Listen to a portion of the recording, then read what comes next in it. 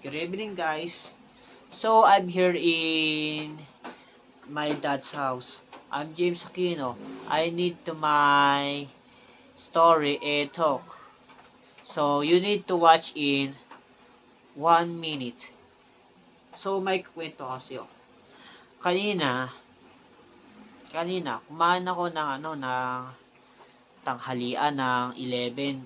Tapos, naliligo ako.